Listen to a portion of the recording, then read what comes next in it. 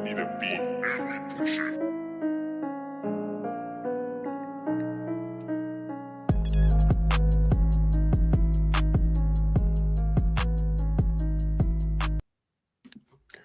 Whoa! Hey everyone, welcome to the Fifth Quarter Fantasy Cast. I'm your host, Coach V, and I'm joined by my co-host, Dr. Dry, and Peepaw. Throw it up for them special teams out there.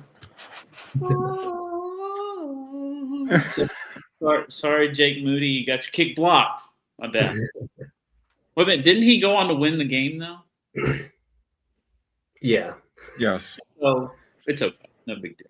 Well, the fantasy week has come and gone. We're like almost halfway through the fantasy season, which is kind of crazy, but it's happening.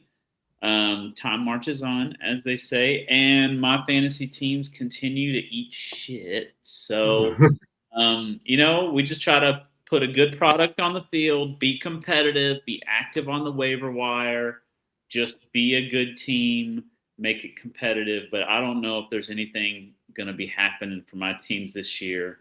How was y'all's week? Remember, you're not the problem, it's them. Yes. At the end of the day, it's never you.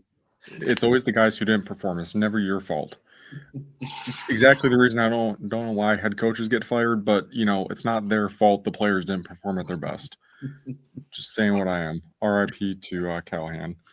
So we boys went 2-3 this week yet again. Still rolling in my two big leagues, and if it was funny, this was like a week where you either scored a ton of points or you scored nothing. There was really no in between. One of my leagues we had standard PPR. The top two teams, I was one of the top two, scored 190, 170, and then everyone else was 134 and below. There's quite a significant drop down there, but still rolling in my leagues. The other one's gone by the wayside, but that's fine. That's the one I care least about, so we're rolling. Which one is that? We got a super flex league. It's my league, but I'm not going to rig my league. That's unprofessional as a commissioner, so I would prefer to destroy the other leagues. There you go. Well, I'm in 10 leagues, so it's I went 7-3. I was threatening 8-2, 9-1 at one point, so that was exciting, but fell just a little short on those. So big week. It was a lot of fun, and a lot of superstars finally decided to show up. Also, some superstars getting injured. It's been rough. It's been rough on injuries this past week. So, but yeah, it's been a good week. So ready for week number 7. All right. So, whoa. Let's go. Mark's in the house. All right. Look at this. Let's go. Again. Let's go. Let's run those numbers up. 50 comments this episode. Joe Bennett in the house. Let's go. Yeah, Joe made a wild trade in our church league. He made 2 really good trades. One of them, he got Jahmyr Gibbs and traded away Rashee Rice and Bill Krosky Merritt. Stole. I would do it. That's almost Satan. Yeah, I mean, it was a child that he was trading with, but his dad helped. And then another one, he traded Chuba Hubbard and Josh Downs for a 2026 first and a 2028 first. Crazy. You're not supposed to steal from children. Yeah. Well, that was an adult. So but good job, Joe. Take advantage. So I've been on the right side of some of those before. It's a good time. Build that wealth and dynasty. Yeah, Mark's super active. I think we're going to hit our goal of 50 comments, get the people going, get the drinks flowing. And yeah, so it was a good week, but yeah, ready to move on and go 10-0 next week. Go ahead. So FQF got called down to the Titans to do some on the field reporting from the sidelines this week. We were recognized. So yeah, we were down there. We were reporting from the sidelines. We went into the locker room and we saw all the lockers. And apparently, they renovate the locker room with every new coach. And so they're due for a new renovation here soon.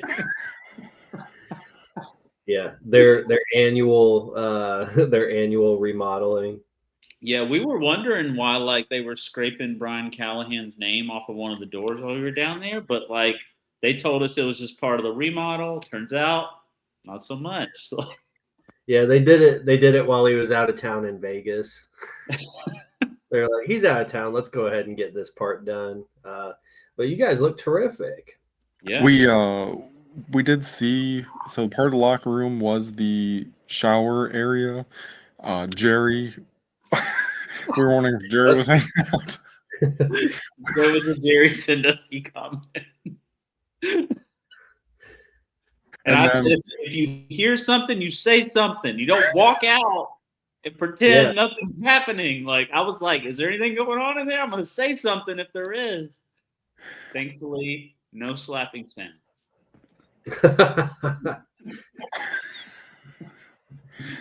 there was, we did also wonder if the pinnacle of the tour was going to be like rubbing Eddie George's head or something, but that didn't happen, unfortunately, either. You can see there's nobody in the crowd. This was just the warm up. And the stadium is $600 million over budget. 500 million over. 500 million over budget. So they're getting it though. Yeah, good thing we got such a good team. That's why they have to call us chums there to do our sideline reporting. So it's going great. That was really fun. That was the best part of the whole day. Yeah, everything else was awful, but that was fantastic. It was worth the free ticket. Good stuff. All right, awesome. Did you guys get to see the new stadium or just the old shitty one?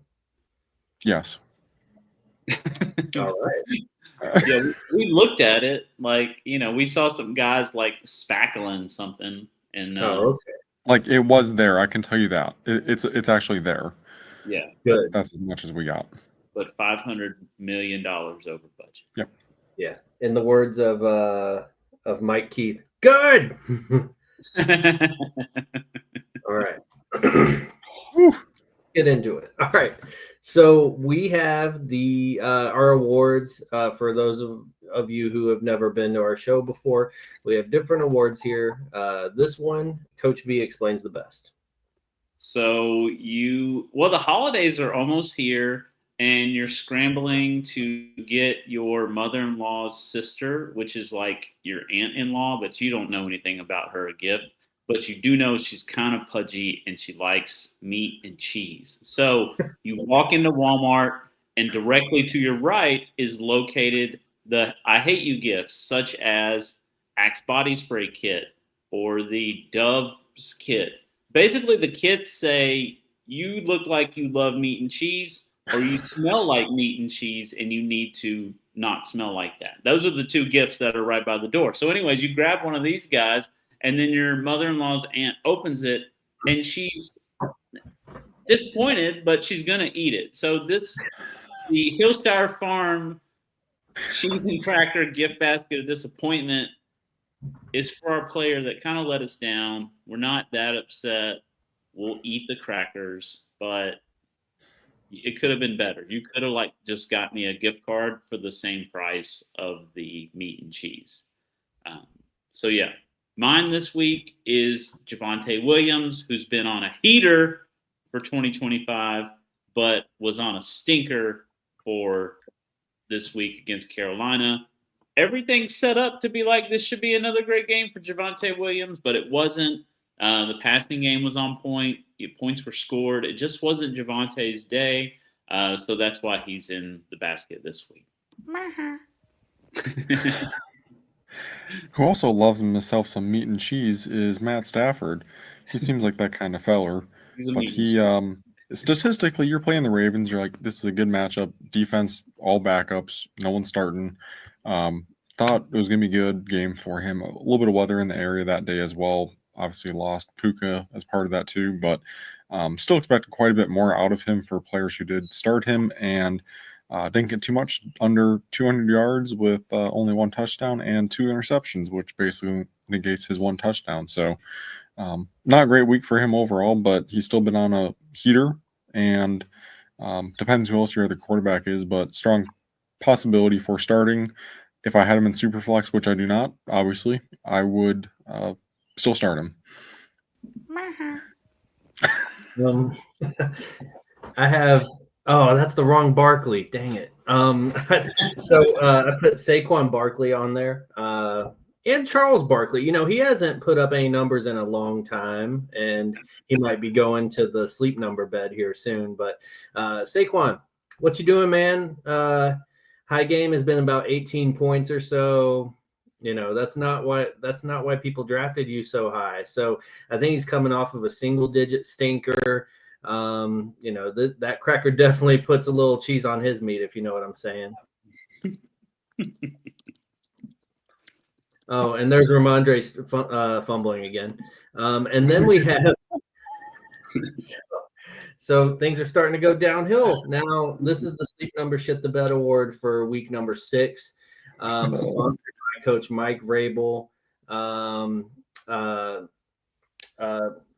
Offensive coordinator Arthur Smith, and butt cheese boy Joakim Noah, and Ramondre Stevenson. He's going to live in the bed.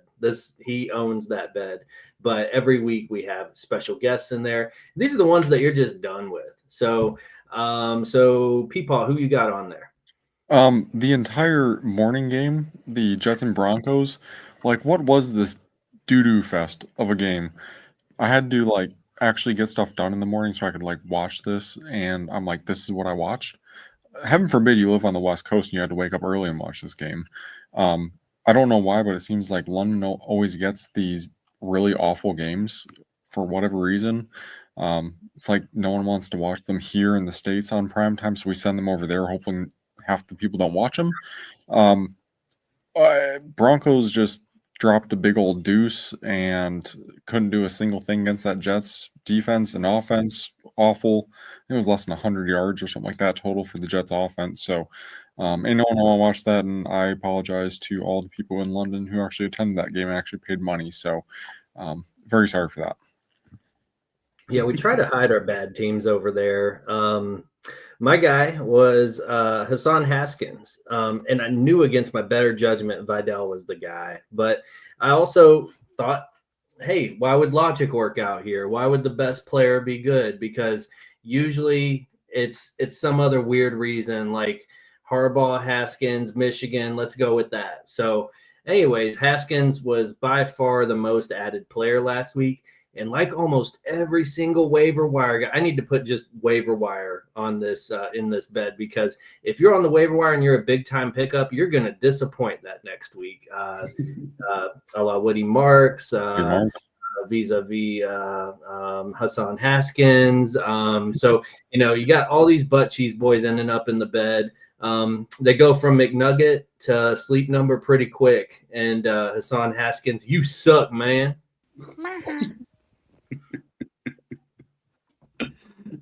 So I got Brian Callahan's in the bed this week. He's been shitting in the bed for 23 games, which is how many games he got the coach for the Titans.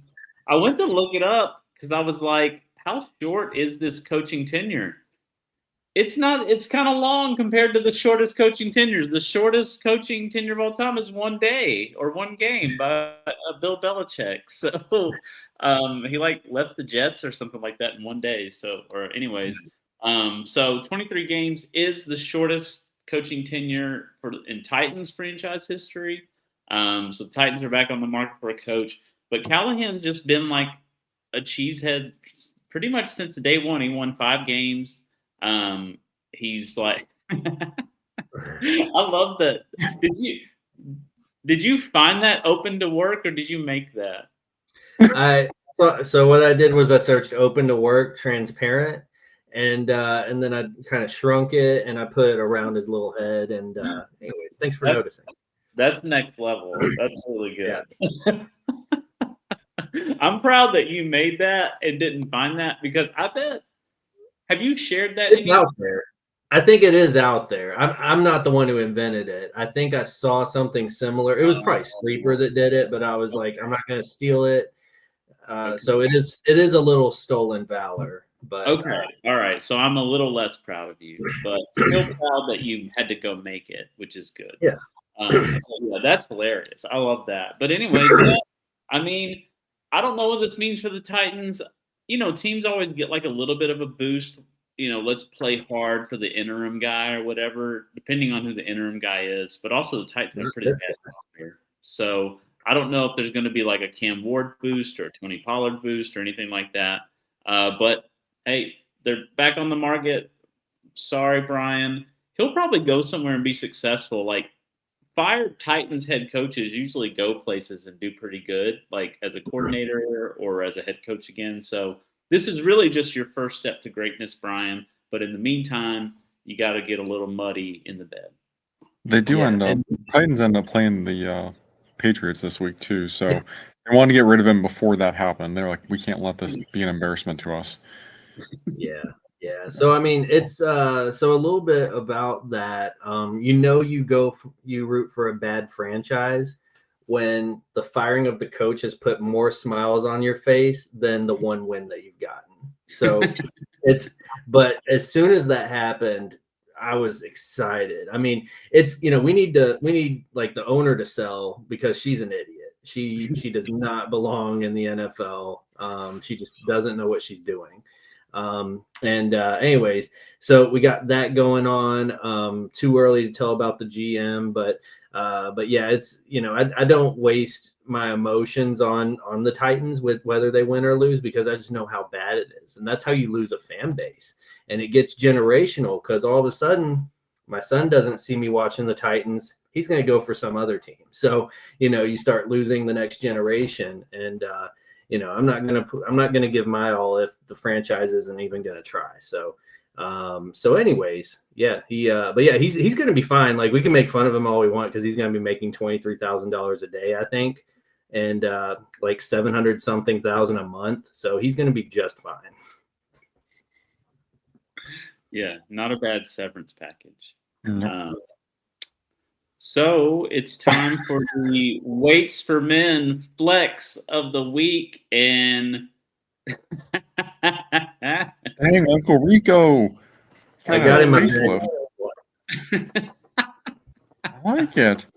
He is out All there. right. Go ahead. Talk about your boy. Well, Uncle Rico, I said he needs to be on a platter or like on a shrine for this forever because that dude to get almost back-to-back 200-yard games is unbelievable. I don't know if there's anything to your revenge game or if it's just that Dallas is that weak of a defense, which I lead to believe. But Uncle Rico, you can throw pigskin wherever you so choose, but stay running back because you great. We'll take that. My dude is Cam Scataboom. He is like, I almost feel like, like the Chuck Norris jokes. I feel like this is like one for him where the concussions are afraid of Cam. That's how he doesn't get one. Because they're like, oh no, we can't touch that. We've already infected that and it doesn't work. So he just goes out there and keeps doing what he's doing. He's one of those guys that it's rookie. He needed an opportunity for a guy in front of him to go down. That's what happened. And he is performing and excelling. He is what the people of New York City want and need in a time when the franchise of the Jets is awful. Him and Jackson Dart, they're like a match made in heaven. Love them guys there, and I kind of wish they were on the Lions, but that would take away from what we already got with Jared Goff and poor man's Ryan Gosling. So I'll keep my dude. But Cam Scataboom, stay up there, keep flexing, keep putting in that work. Good stuff. I'll go with one of mine. George Pickens. When did he start showing up? Pretty cool. Called CD Lamb. Oh yeah, CD Lamb had to leave and he's coming back. So which we'd much rather have CD Lamb out there. But George Pickens, I don't know how many times I've believed in this guy and needed him to come through on a Sunday or Monday night for about, I don't know, 8 points or something, and then he just doesn't get it, just coming up small. Well, something good's happened. Oh, wait, he has a quarterback now. So now that he finally has a quarterback, he's showing out. He is currently the number 4 wide receiver in fantasy, which feels very weird to say, but we're going to keep riding this train as long as we can. All right. Wait a minute. Who had Rashee Rice? Definitely not me. That was me. So I'll just say this. He hasn't done anything yet except for crash into that car and run away. But Rashee Rice, we know he's fast. We've seen him go hundreds of miles an hour. And he's coming to a football field near you. So everybody grab a bowl because we're going to be eating a huge serving of rice. Rice is going to feed families, and I'm just putting him up here a little bit early. Did y'all know that Ken Wisenhunt was 3-20 with the Titans? He sucks, man. Which is just slightly better than Brian Callahan's 4-19. So I'm just putting it out there. This is fascinating. I just was like, I had like the list of the Titans coaches pulled up, and I'm like, oh my God. We have our best coach has a winning percentage of 573, which was Jeff Fisher, and then Mike Vrabel at 545. That's just like, at our best, we've played 500 football. That's our best football. The best football I've ever played is 500. That's anyway, not good. Bijan, No. not Bijan. Bijan. Oh. Not in reference to Bijan. No, it was delayed. It was a delayed. But yeah, I mean, we all know and love him, but it was just nice seeing him last night in prime time, just showing out, doing his thing, playing at an elite level. And so I don't think he's been a flex this year. And I was like, I think he needs to be a flex if he hasn't been, and maybe he has. He hasn't been for me. And so yeah, he's been an asset to fantasy teams, and has made grown men cry and weep with happiness probably more times than like their children being born have this year. So pretty good stuff out of Bijan. And yeah, and he just keeps going like a waterfall, man. So we wanted to put him on the Weights for Men Flex of the Week because he's a good boy. Yeah. I will say to Mark's comment here, really the only 2 guys that were needed on the Falcons last night was Drake London and Bijan. Other than that, ain't no one else was needed out there. Yeah. Bijan Robinson, man. Yeah, that 81-yard touchdown brings a tear to your eye because he's him. And even like Saquon, like a lot of people consider him the best running back in the NFL. I don't. I know it's Bijan, and I think the world's starting to catch up because even Saquon said, like, "Hey, who's the best running back in the world right now?" And he said it's Bijan Robinson. So he's going to be your 2026 1.1, and I don't think we're going to have to think too much about it.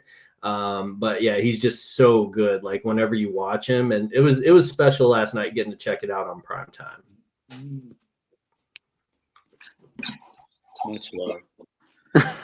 Oh, things got a little wild in the McNugget box in the drive-through. Yeah, we added some nostrils and a mouth to our and so we have some McNuggets this week. This is that award for sort of like whenever you get a 10-piece and you count them before you eat them. Don't pretend like you don't, because you want to make sure you got at least 10. We didn't get shorted and get like 8 or 9 or something. And you damn sure want to make sure that you might have got that 11th McNugget, because that makes you feel great. So so we have some 11th McNuggets in here. I went with DeAndre Taylor Swift. Just really showing up last night. He had a big 55-yard touchdown. He's I forget what he's currently ranked, but he seems pretty reliable. I even sent a trade out for him. I think I was trying to trade Skittles. I traded him, or I sent out Devontae Smith and like a 26th third for Swift and a 6th or something. He wouldn't do He's it. the 18 running back right now. Oh, that's it. Okay, never mind. It feels better. So I guess he's like Well, a they mid did. two. They had a bye week mixed in there too, so Oh, okay. So probably better on a points per game basis, but yeah, I mean, I think I don't know. It looks like the Chicago offense is starting to hum a little bit, and so yeah, that's my McNugget of the week. I got Drake May, who you got to duck out of the way of that mouth, man. A dangerous position you're in. Steer clear. But he's a guy, I don't know if he is for y'all, but he's kind of guy that is flying under the radar, I think. I don't know if it's because there's not a real bona fide stud on the Patriots, but he's getting it done every single week. I want to say he's top 5 quarterback right now. 3 touchdowns last night, or sorry, this past week. I know it was against the Saints, so a little bit easier matchup on paper, but still ended up with 3 touchdowns and over 250 yards through the air. So I believe he's top 8 quarterback rather through the first 6 weeks. So good to see on him, and I like him coming into the pros. I thought he was I think he was the best quarterback in that draft class personally. Taking him a year to get his legs underneath him, but now he's finally figuring out. So I think he can go a lot higher next year in the draft for whoever's drafting next year. So mine was the actual lead back in the Chargers backfield, Kamani Vidal.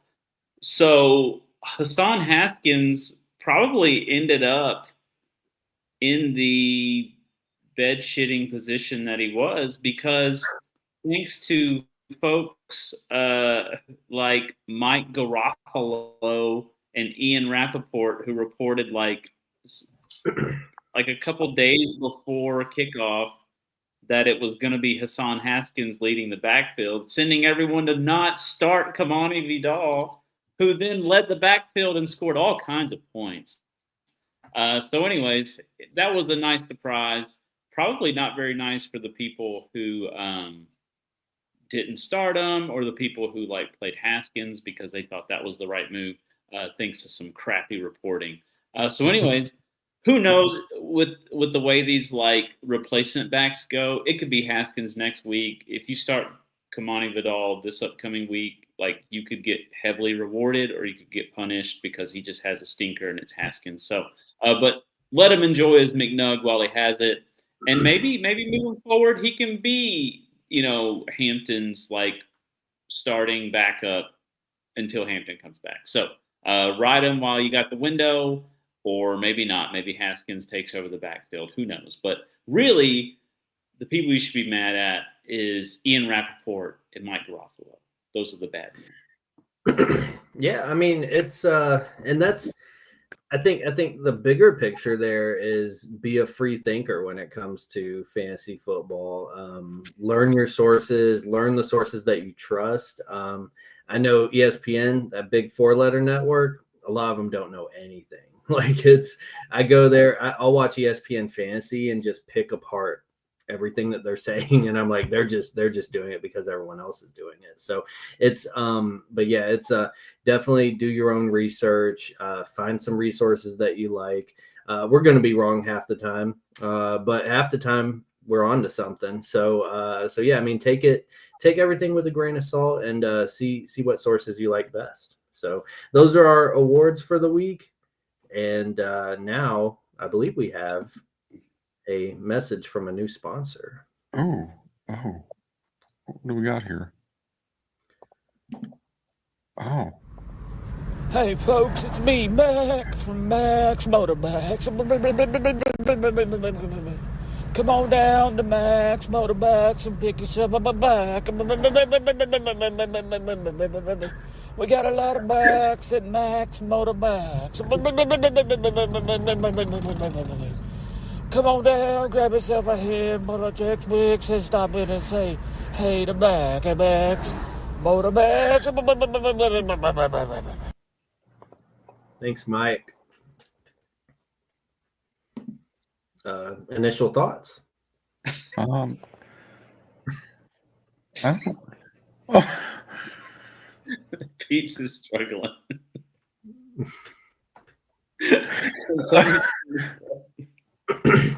oh no. I thought we were expecting a phone call. Oh yeah, we do have. There it is. Who is this? That. Who do we got? Oh no. Who's there? Them Wi-Fi issues, man. Breaking up them. Breaking up them phone calls. Come on now.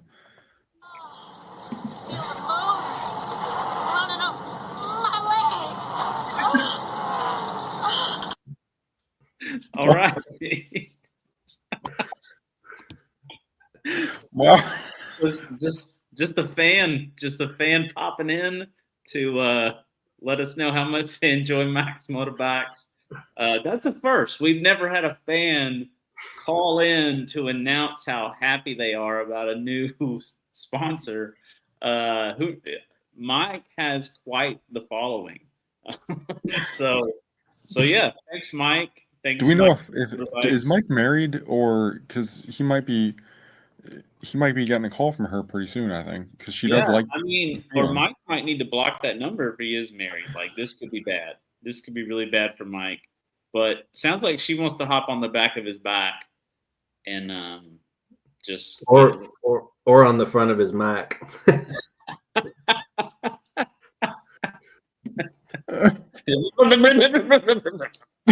He makes all the ladies say. "Brr, brr, brr, brr, brr, brr." on the front of his mic. All right. Well, thank the brand new sponsor to the show. So greatly appreciate him. Yeah. Yeah. 100%. Thanks for coming by. Superfan Matt chiming in here. It's rice season, baby. Superfan Mark, handful of Chex Mix, and he is crying. In other news, all right, so this is the part of the show where we've gotten through the new sponsorship and we're rolling strong, and we have a few things to talk about, thought-provoking thoughts, if you will. So I'm going to go first, and I know every week I say he's going to do it, but he never gets the ball. So I think this is the week, and I'll explain why. It's an original theory. It's not stolen valor like I did with the open to work sign. So I think it's going to be a surprise Travion Henderson breakout game. Week 7.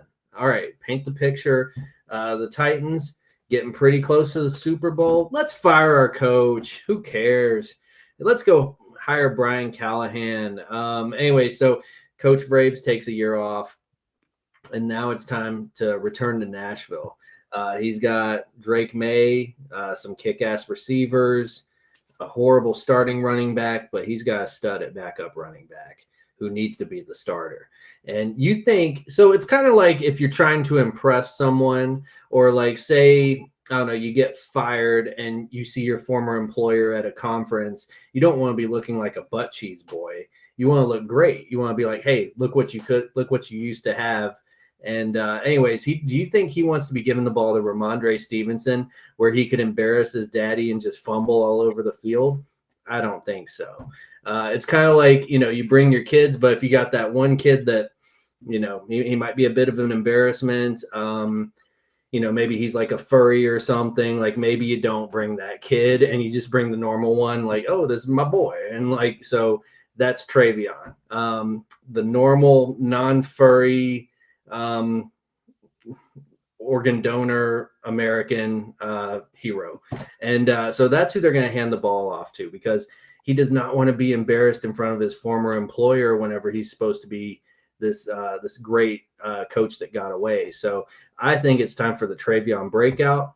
They don't want to give it to Ramondre Fumbleson because he's just going to embarrass his dad out there. So what are your thoughts on this? Do we think it could be the Travion Henderson breakout game, or leave him on the bench?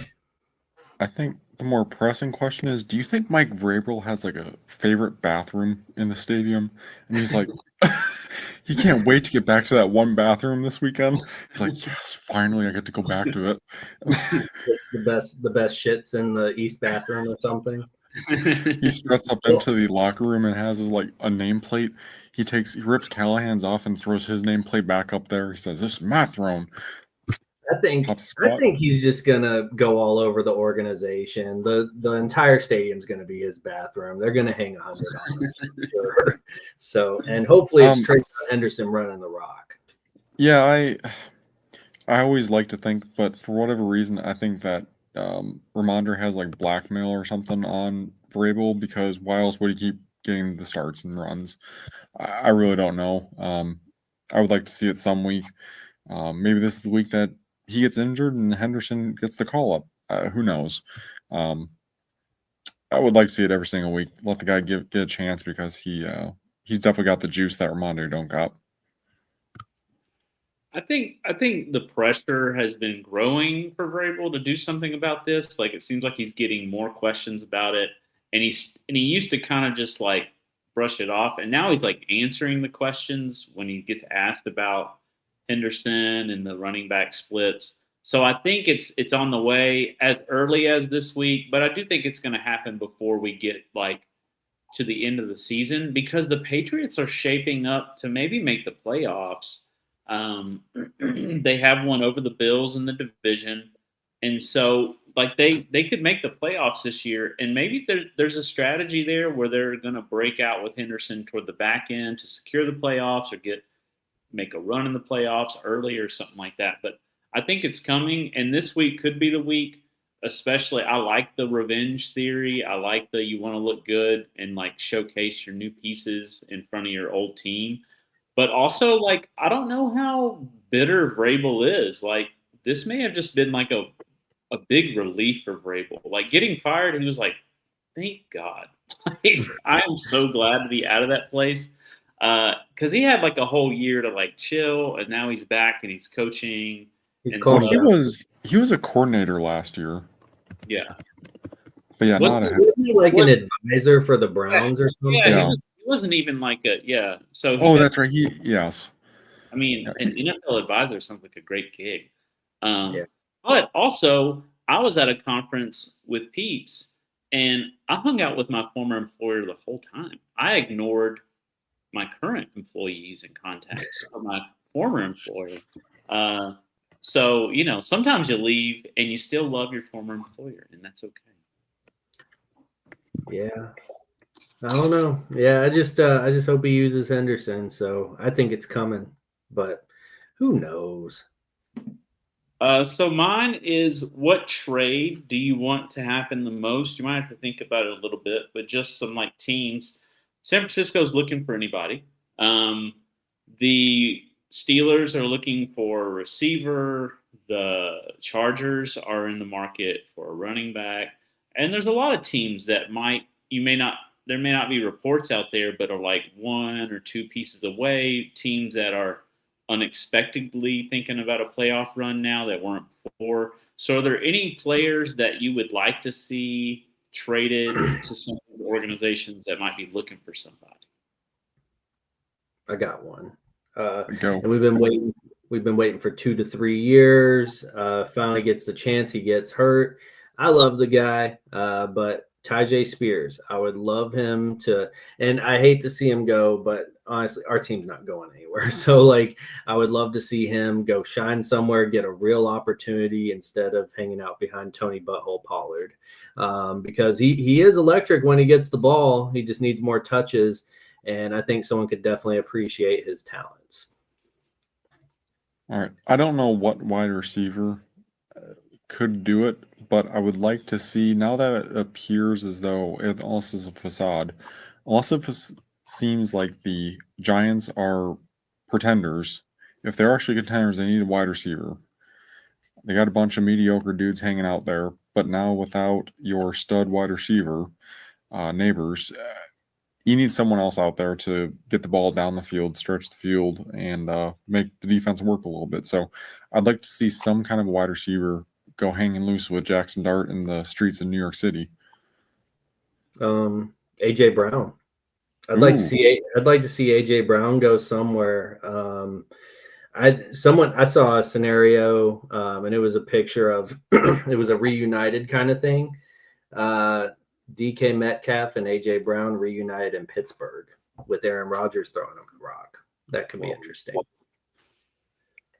I was about to say the Titans. He comes back to Tennessee to help Cam Ward. Oh, that'd be nice. I don't think he's coming back to Tennessee. I did see Traylon Burks was apparently practicing with Denver this week, so that's out there. He's gonna go somewhere and just fucking kill. Yeah. Did he get hurt whenever he practiced with him, or is he okay? I think it's this week at some point, so I don't know when. But we need someone on the field for that practice. Oh, well, maybe FQF will get the call like we did for the Titans. Yeah, I mean, AJ Brown to the Giants, I would like that, but it's interdivisional, and those trades are always really weird. Would be interesting to see, though. You know, I wanted. Yeah, I guess a couple of weeks ago, what I wanted was Jameis Winston to the Bengals, but they seem to be doing okay with Flacco, so that's fine. All right. So this comes in with the instance with Chuba and Uncle Rico Dowdle.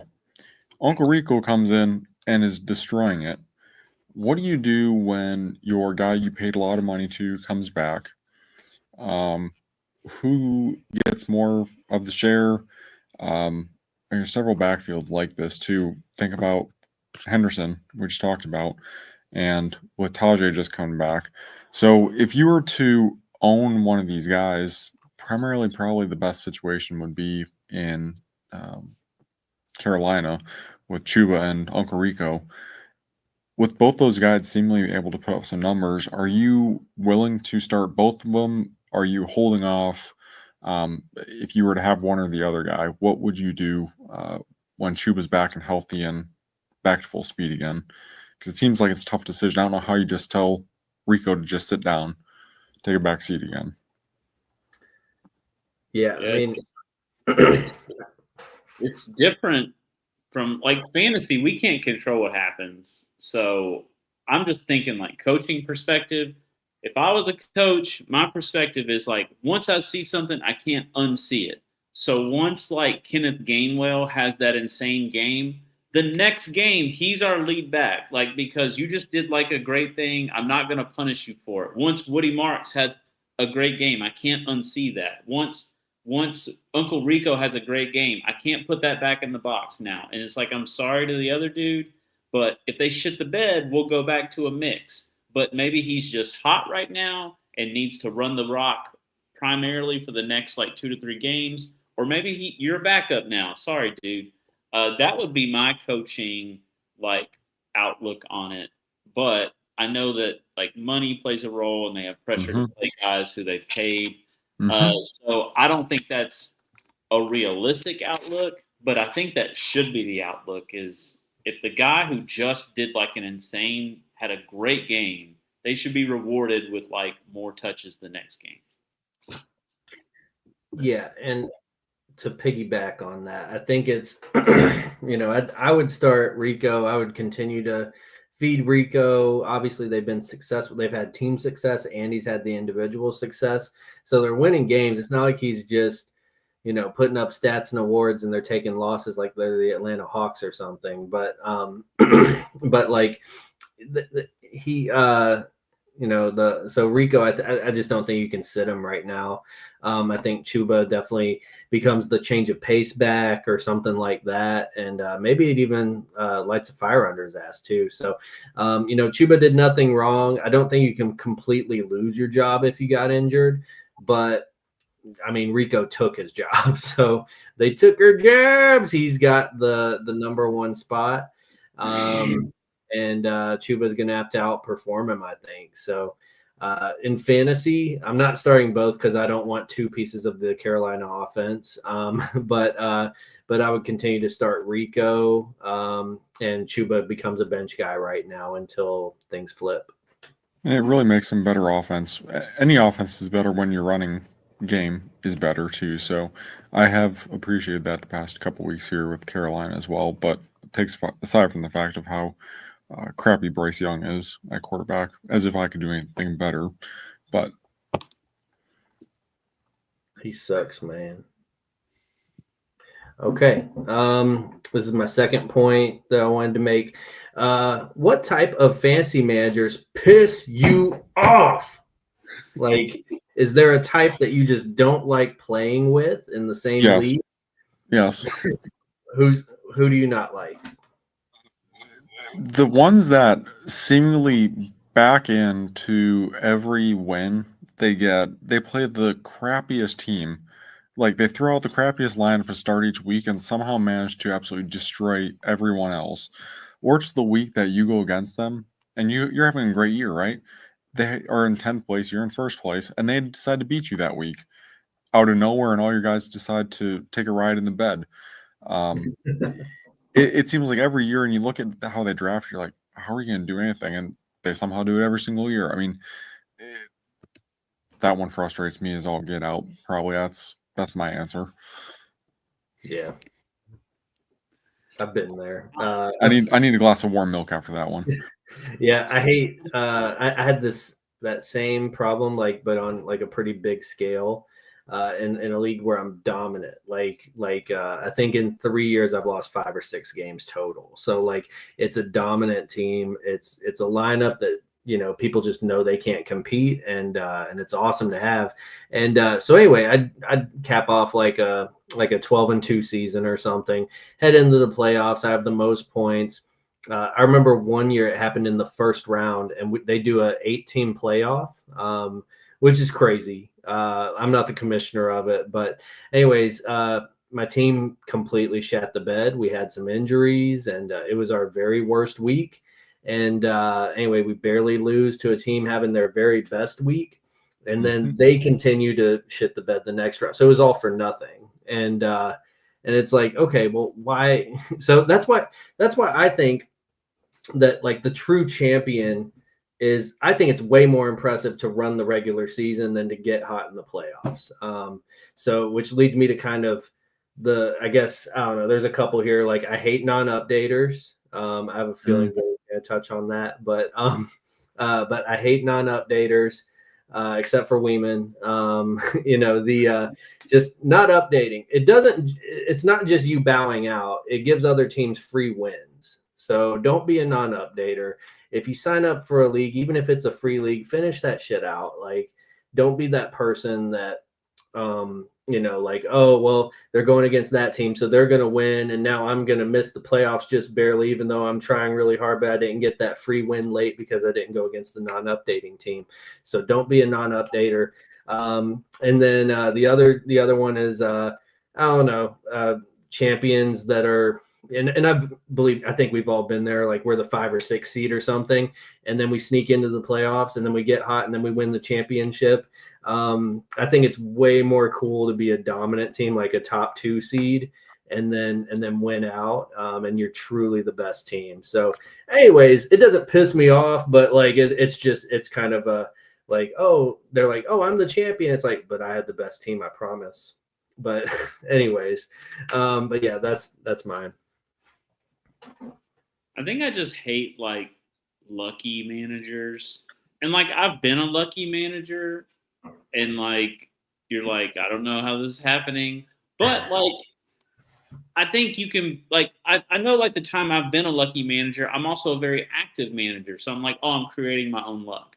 What I mean is those people who drafted based on last year or 2 years ago, or just name recognition, and it ends up just being one of those years where name recognition guys do well and they don't get injured and stuff.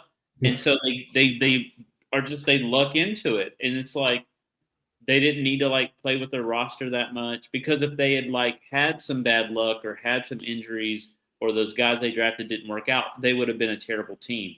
So it's just hey, you drafted a great team. You didn't know you were drafting a great team. You just drafted a bunch of names you knew. And then the season rose up to meet you, and y'all walked to the playoffs and into the championship together. Because win or lose, I'm always a very active manager. I'm always considering trades. I'm always working the waiver wire. I'm listening to fantasy podcasts and shows and keeping up to date with what's happening. And it's the people who just kind of luck into it that kind of make me mad. And And so, yeah, F those lucky guys. Because it's I will say, I thought that was me and the Junkies a little bit last year. I don't know how I made the playoffs, but somehow every single week I got lucky and did. I apologize, but I did go out I think the first week, so I didn't go very far. But I'm redeeming myself this year. That shows the team that I drafted last year is actually performing like I expected they would have last year. They just didn't do it last year. But once again, it's the players it's their fault. It's not mine as the manager. The players didn't perform up to what they should have. Yeah. I had a good point. I forget what it was though. Someone's starting Young Wei Koo every week. The young ho is still out there. I know people knows who this is probably. Yeah. So basically so those people that don't update and everything, like all of a sudden they get a text and they're like, "Hey, you ready for the championship?" And they're like, "Oh, I'm in the championship," and then they go log into Sleeper for the first time in 3 months. Also, people who drafted like Raheem Mostert because of how he did the year before, right? So not knowing the injury history. But yeah, I mean, it's and then people who don't trade. I know I don't know if Mark plays any Dynasty, but Dynasty's good for there's so much more you can do with trading because you can involve future picks. And I think more trades get done in Dynasty. Season long, it's straight up value. It's value and position need. I don't do a lot of trading in season long. I'd be open to it though, but it's they're so difficult to get done. They're so difficult to get done. I usually hate the trade that's sent to me. And then some of the leagues I'm in, I don't feel comfortable doing it because it might be, I don't know, I guess my season long leagues they're kind of my fun leagues or whatever. So half the time it's like a church league or a work league. Like work leagues, you don't even know if you're allowed to because it's like, hey, I don't know if this is going to piss off the few people who know what they're doing, or does this person have no idea who these players are? Is it going to throw off the balance here? So I mean, but yeah, I love trades. In fact, a big trade just went down, and there's a lot of pieces to it. I wanted to share it with you guys. So this is in the League of Ordinary Gentlemen. Hopefully the league keeps going, but I could see it folding in a couple of years. It's kind of a collection of people who are in too many leagues and then some random guys that are playing Dynasty for the first time.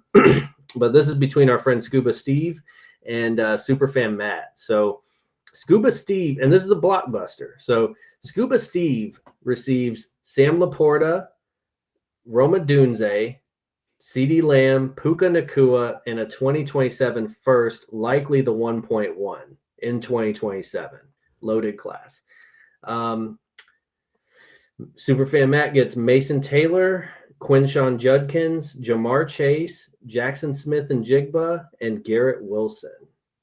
Lots of pieces here. Was the tight end the only different position? They both got a tight end. Okay. See, that seems weird to me because typically you're not trading position for position. It's typically running back for wide receiver or something. Because typically you don't. If you need something, there's no reason to trade that same position. But it's an interesting trade. I think it is even. Yeah, I think it's pretty even. I see both sides here. I mean, Chase and Lamb, I think they cancel out. Puka and Jackson Smith and Jigba, they kind of cancel out. Mm-hmm. And then it comes down to 2027 first, Roma Dunze and Sam Laporta for Taylor, Quinshawn Judkins, and Garrett Wilson. And I don't buy into Roma Dunze. I think Wilson's better. I think Quinshawn Judkins is a baller. I don't love Sam Laporta. That 2027 1.1 though is likely Jeremiah Smith. Mm-hmm. Yep. It's a good trade for everybody. I don't know why you do it, but it's it seems like just a lot of moving pieces. So it depends on, do you like those guys more or what? But congrats to Matt for getting Chase, Smith and Jigba, Judkins, Wilson, and Taylor. So I mean, and the other difficult part is we always have guys we believe in, even if they're not performing. You want to hold on to them to see if they actually do what you hope they do. like I said, it's just really difficult to get them completed. But Yeah. all right.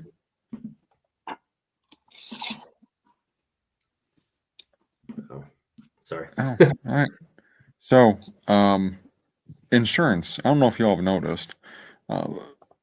Coach, I don't know if your pirated ways you watch the games show any commercials, but whenever the insurance commercials pop up for a company that rhymes with aggressive, Mhm.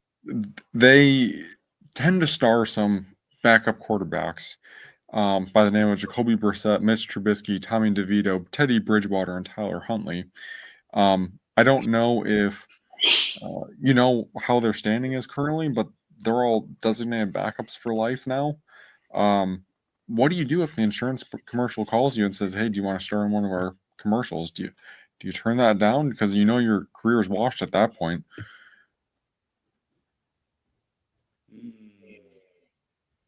You don't turn down any commercials. I Like probably not. the um the who did Baker do commercials for? He's in. Ooh. He was in the stadium. He lived at the stadium. We remember these commercials, but those commercials like turned his career around. Like he would have just like disappeared and no one would have thought about him again. But those commercials kept him top of mind, and then he turned his career around. So, anyways, yeah, I think you see the commercials. It's just like easy money, especially if you're a backup quarterback. You're not guaranteed another season or another paycheck. So take the paychecks while you get them. And But the with a Zig name, is here. Zach Kane is in the building. He's He threw up over our balcony one time, and we got a puke complaint. first puke complaint, maybe the last puke complaint at Alder Terrace Apartments. Yeah. But yeah, the Zig Man is lighting it up. And hide your kids, hide your wife, hide everybody. Yeah, it's definitely a good gamble to have him in here. And if you like gambling, go down to Underdog Fantasy, use code 5th Quarter Fantasy, and Underdog will match your first deposit up to $1,000, and we get $10. So go ahead, hide your kids, hide your wife, download the Underdog Fantasy app, use code 5th Quarter Fantasy, and they'll match your deposit up to $1,000. We get $10, so it's a win-win for everybody. all right. Do you want to go through our socials? Why not? So become part of our inner friend circle. High five. We highly encourage everybody to and if you're commenting and you haven't subscribed yet, go ahead and subscribe. We're looking for our 60th subscriber. You don't win anything for it, but you're our 60th subscriber. And you're 7 away from 6-7 if you're a kid listening. So anyways, the Zig Man who's commenting, he actually, Joe Bennett said Steve won the trade. The Zig Man is our 59th subscriber, so thank you so much for the love. Be sure to like this video, share it with your little friends. But yeah, that's YouTube. We have a Discord that we don't check called 5th Quarter Fantasy Cast. But you can definitely connect with us on there. I try to check every 2 weeks or so, but we haven't had a comment since the preseason. And then we are on the Facebook machine, 5th Quarter Fantasy Cast. And then we're on X. I haven't even seen this page, but at 5TH Quarter FC. So anyways, we love to connect with everybody. And that's how you can keep in touch with us and become our friends.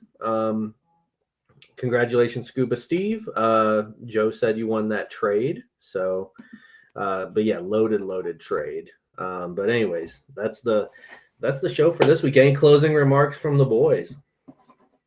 I got 5 things. Do you know what them 5 things are? You have to live, laugh, love, like, and subscribe to the 5th Quarter Fantasy.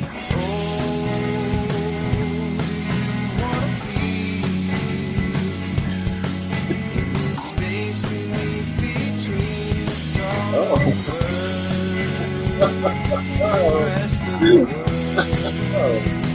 Bye.